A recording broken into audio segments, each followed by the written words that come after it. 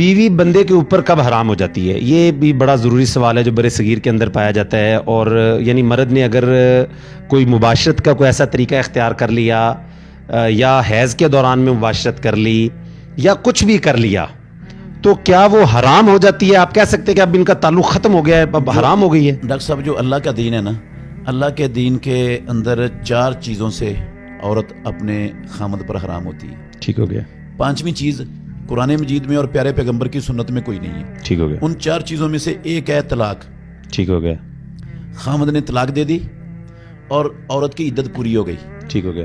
طلاق کی عدت کے اندر رجوع نہیں ہوا, جب عدت مکمل ہو گئی تو وہ عورت اس پر حرام ہو گئی. ٹھیک ہو گیا جی. نمبر 2 ہے خلا. عورت فیملی کورٹ جا کر خلا کر لیتی ہے. ٹھیک ہو گیا. جب خلے کی ڈگری جاری ہو جائے گی, نکاح ان کا ختم ہے اور وہ اس پر حرام ہو گئی. تیسری چیز ہے لیان. ٹھیک ہے.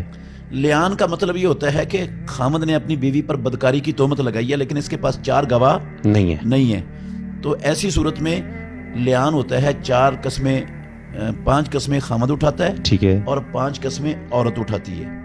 4 قسمیں خامد اس طرح اٹھاتا ہے کہ میں اللہ کی قسم اٹھا کے کہتا ہوں کہ میں سچا ہوں اور یہ جھوٹی ہے, اور 5ویں قسم اٹھا کر کہتا ہے کہ اگر میں جھوٹا ہوں اور یہ سچی ہو مجھ پر اللہ کا غضب اور اللہ کی لعنت نازل ہو. ٹھیک ہو گیا. پھر اسی طرح عورت 5 قسمیں اٹھاتی ہے, تو جب یہ قسمیں دونوں کی پوری ہو جاتی ہیں نا, اس کو لیان کہتے ہیں. ٹھیک ہو پھر گیا. وہ ہمیشہ کے لیے ایک دوسرے پر حرام ہو جاتے ہیں. نہیں, یہ سمجھ لگی مطلب دونوں کی قسمیں پوری ہونے سے کیا مراد ہے؟ 5 قسمیں اس نے اٹھا لی, 5 قسمیں اس نے اٹھا لی. ٹھیک ہو گیا. اس کے بعد ان کا رشتہ ختم. یعنی اب وہ بدکاری بے شک تھی یا نہیں تھی, رشتہ ختم ہو گیا.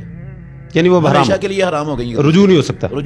ٹھیک ہے. اور کچھ بھی نہیں ہو سکتا. چوتھی صورت, آخری صورت ہے کہ زوجین میں سے دونوں میں سے کوئی ایک مرتد ہو جائے. ٹھیک ہو گیا. تو پھر وہ ایک دوسرے پر کیا ہو جاتے ہیں؟ حرام ہو جاتے ہیں. اس کے علاوہ اللہ کے دین میں, اسلام میں کوئی اور شکل, کوئی صورت نہیں ہے جس کی وجہ سے بیوی اپنے خامد پر حرام ہوتی ہو.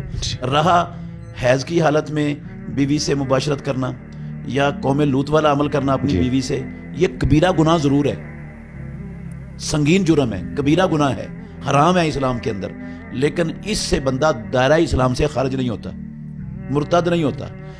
حدیث آئی ہے, رسول اللہ صلی اللہ علیہ وسلم نے فرمایا من اتا امرأتہ حائضا او فی دبرہا فقد کفر بما انزل علی محمد صلی اللہ علیہ وسلم.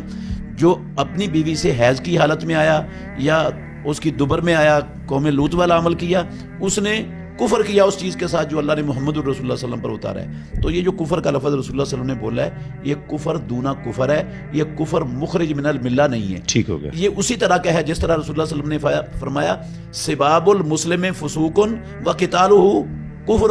مسلمان کو گالی دینا نافرمانی ہے اور مسلمان سے لڑنا کفر ہے. اب کیا جو مسلمان سے لڑتا ہے ایک مسلمان, وہ کافر ہو جاتا ہے؟ بالکل ٹھیک ہے. یہ کفر دونا کفر ہے, یعنی وہ والا ملت سے خارج کرنے والا کفر نہیں. وہ کفر نہیں ہے.